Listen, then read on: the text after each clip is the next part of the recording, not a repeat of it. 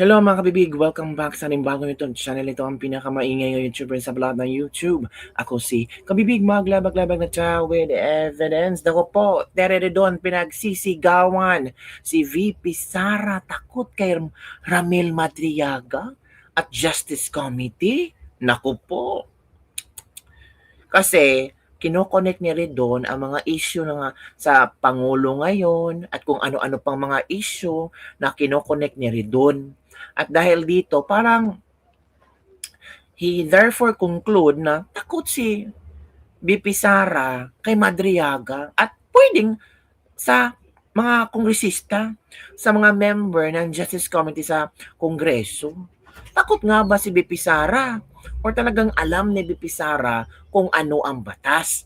Itong si Ridun ba? Member sana ng Justice Committee, no? Sana hindi na siya magbibigay ng mga komento ba? Kasi the more na masisira ang pangalan ng Justice Committee na pinamumunuan ni Jinky Luistro. Dapat iwas na siya bigay ng mga side comments tungkol kay VP Sara at dapat focus sila sa kung ano ang gagawin nila ngayong Lunes na kabibig. 'Di ba? O eto ha. Ito kasi ang sabi ni Redon. Ito oh. Ay, sa Redon. Ay, kung ano-ano mga sinasabi ni Redon. Ito kabibig oh. Sabi ni Redon, takot si BP Sara maisalang si Ramil Madriaga. Bicol Saro Party List Representative Tere Redon said that Vice President Sara Duterte appears to be avoiding having her self-proclaimed bagman testify in court, fearing that bank and financial documents linked to her alleged unexplained wealth may be exposed. Oh. Sabi ni Redon, I think talagang iniiwasan nilang maisalang si Ramil Madriaga para makita ng publiko yung pong mga banks at financial documents para maipakita po yung unexplained wealth sa ating pangalawang Pangulo. Ang tanong ko lang, Redon, kung may hawak na ang Justice Committee na mga di umano yung financial documents, bank documents, bakit pa ninyo pinasupina yung mga yung ibang tao, 'di ba? Nakakatawa lang, no? Madriaga, the named witness of the Justice Committee from LP Ramon Miranda. Girl, transparency is not your enemy from Mercy Abali. Parang ang goal is to confuse people instead of clarify. The more you resist, the more questions arise. The more she avoids, the more suspicious it looks. Hindi porket malakas ka magsalita, tama ka na. Minsan mas tahimik ang may ebidensya kaysa maingay na puro akusasyon. Oh, 'di ba? So, si ano ba itong kabibig ha? Itong si Attorney Paulo Panelo, may sinabi siya noong March 22 hinggil sa affidavit ni Ramil Madriaga. Panoorin natin 'to. Ang araw pa lang, sabi ni Terry Redon, ano yan, confidential, baka confidential employee yan. Tapos, ito naman si Attorney Raymond Palad, sabi, never siya naging empleyado ng gobyerno, kaya wala siyang record. Kasi ano siya, personal aid or alalay ng pamilya Duterte. Una-una, ngayon na lang yan. Kasi dun sa affidavit, sinabi niya, I worked in the following government offices. Kasama yung PSG. Sinabi niya, I was formally assigned in the PSG to teach this course and that course.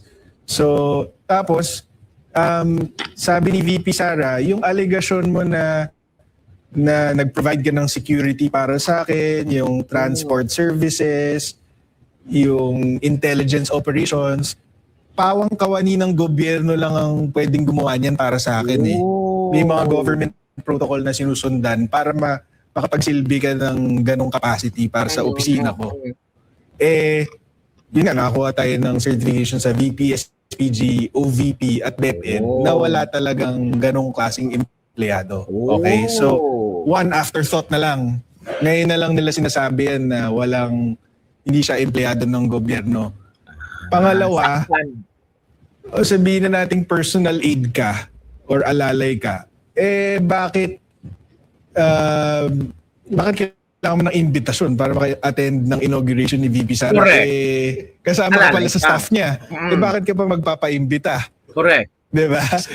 Pangatlo, sabihin na natin parang secret agent ka kasi walang nakakilala sa kanya eh. 'Di ba? Wala pa akong nakakausap na katrabaho ni VP Sara na kahit isang beses nakita siyang katrabaho si VP Sara. O so pagpalagayin na natin na parang secret agent siya, confidential. Eh bakit ka post ng picture ng amo mo? Correct. Intelligence gathering ka pala. Ba't mo pinapakita sa tao na may picture kay ni VP Sara? Diba? Correct. Agree. It doesn't make sense. It doesn't make sense. Tingnan mo, Rami. Tereredon, ganito ba? Si VP Sara takot kay Ramil Hindi Raymond takot Pal. si Ramil si VP Sara kay Ramil magandang We have Attorney Ryan Kilala. Ito ha. We have Attorney Ryan Kilala na ito lang talaga yung kaibigan ni Madriaga. Ito yung mukhang connection kay VP Sara, si Attorney Kilala.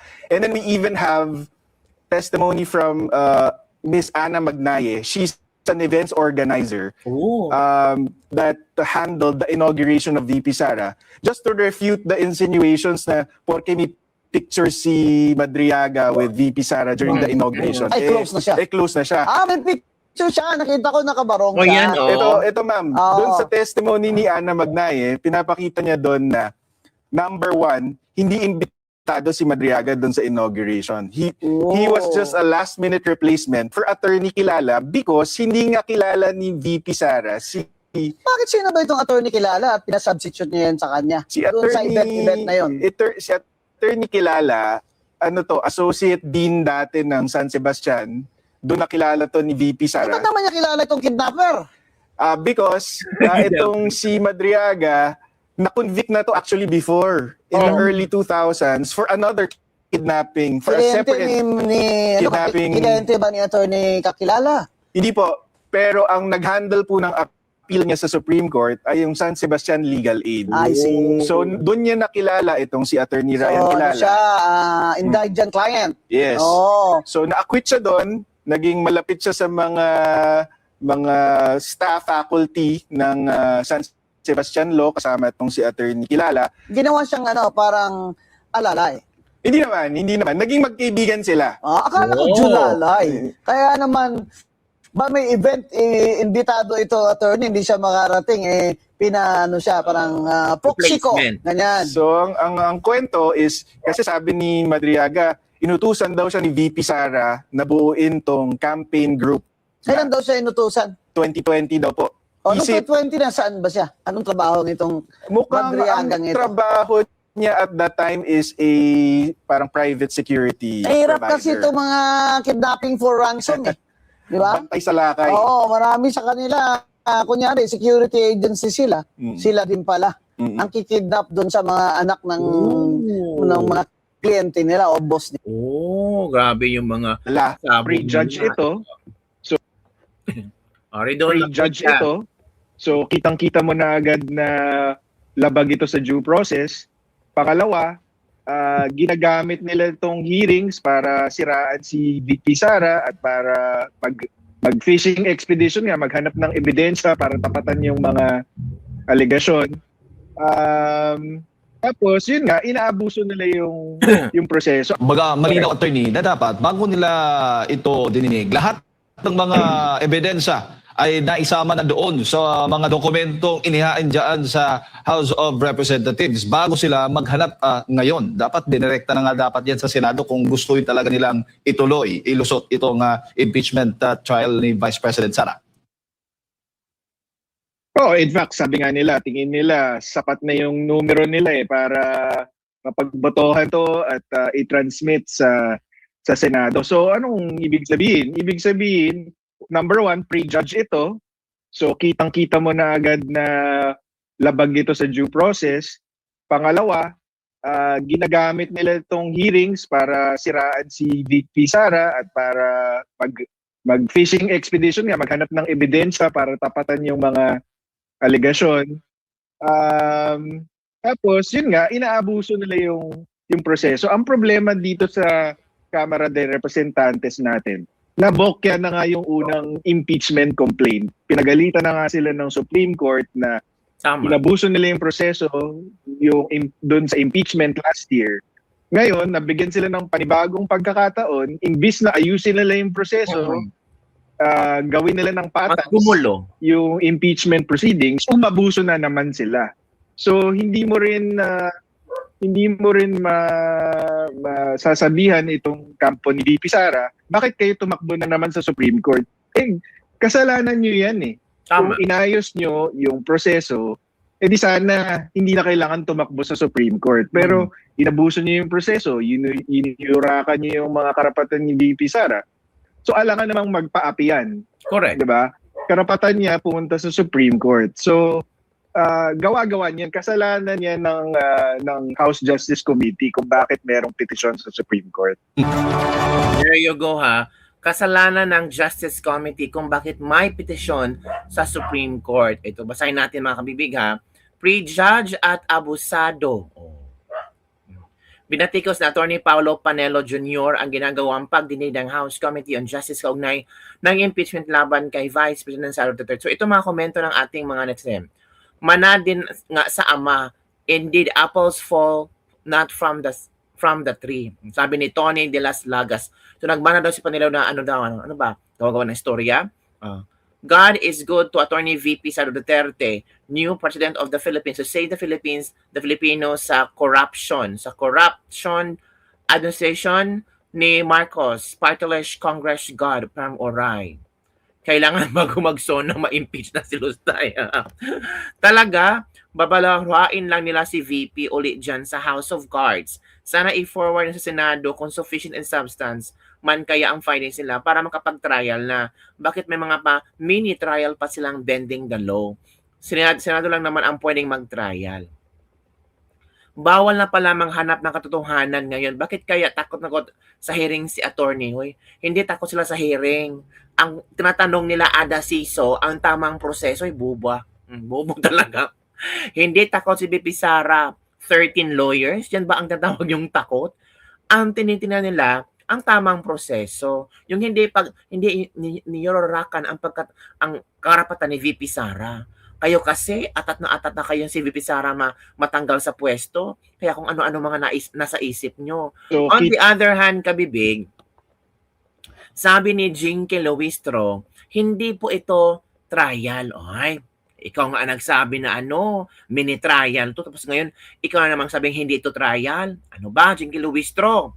Sabi ni Jinky Luistro, it must be cleared that as to whether or not the Justice Committee is encroaching upon the power of the Senate because again, hindi po ito trial. This is just a clarificatory hearing akin to a preliminary investigation. Ano ba talaga, Luistro? Kasi, napahiya na kayo kasi sa petisyon ni BP Sara, nagamit ang word na mini-trial na kung saan during sa interview, ikaw ang unang gumamit ng word ng mini-trial. Ngayon, sinabi mo naman na clarificatory hearing. So ano ba talaga? 'Di ba? Kasi pwedeng mag-set ng precedent. Too late, ma'am. Your video talking about mini-trial was already sent to the Supreme Court. Tama. Of course, desperation and panic stick to the plan. Kung gusto natin ng accountability, dapat dumaan sa proseso ng walang loopholes.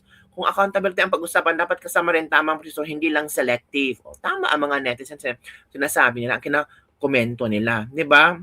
Ito Sabi ni Luistro House Committee on Justice Chairperson Batangas President Luistro said, there will be no cross-examination in the impeachment hearings. Only clarificatory questions as the panel determines the probable cause of the complaints. So wala na mga question. Pero sabi ni Luminos Rexy Cruz Angeles and Amit Paglinawan, hindi ba you can only cross-examine when there has been a direct examination? Ay, tama din. When it is the judge that asks questions, clarificatory yon. Direct and cross-examinations are done by counsels. Now, Lela de Lima is both acting as endorser of the complaint and a member of the committee. Will she be allowed to ask questions? If she is, and the questions are naturally adversarial, this then may no longer be clarificatory. Tama. Extend that further. If the other members of the committee ask questions that do not intend to clarify but require witnesses to violate their rights against self-incrimination, Who will protect the witnesses if counsel cannot intervene? Who will cross to contextualize what is elicited with the adversarial clarificatory questions? In trial, witnesses have the right to be protected from harassing, badgering, and insulting questions. Who will do that in the proceedings conducted by the courts, by the House? Tama. Diba? Sabi dito ni Danilo Concepcion, iisa lang ang goal nila, ang ipahiya, sirain, igharas at ibuli si VP para humina ang suporta ng taong bayan sa kanya. Masyadong politika kahit na naghihirap na ang husto ng ang bayan nato. Ang katotohanan ay sila ang may crocs sa Malita Republic. Therefore, mga anay sa lipunan. May katapusan ka rin, Luistro, sa kagagahan mo. Ang bilis mong kumilos sa impeachment pero sa problema ng taong bayan, wala kang kwenta. From Sunny Sumata Ribarbas. Making their own legal rules. From Johnny Balaba Liboon. Yun mga kabibig, bumagsak na ang inyong Justice Committee, ang puot at parusa ng Diyos na makapangyarihan, sabi ni June Del Mondo. So yun po kabibig ang mga komento ng ating mga netizen. So ano ang iyong reaction? Diba grabe no? Ikaw, ano ang iyong reaction kabibig? Tereridon, pinagsisigawan talaga. Bibi Sara, takot kay Ramil Madriaga at Justice Committee. Kaya hindi nagpapakita. Posible mga kabibig. Yung ang mindset nila ba. Pero excited si Tereridon ha. Sa sa trial. Excited na. Bloodbath na daw. Hala ka. Justice Committee member ka tapos ganun ka magsalita. Ganun ka komento. Parang nababahiran yung fairness na sa gagawin mong paghihiring. Sabi ni Louis Strauss, clarificatory daw ito, hindi mini-trial. Talaga ba? Ay, ewan ko.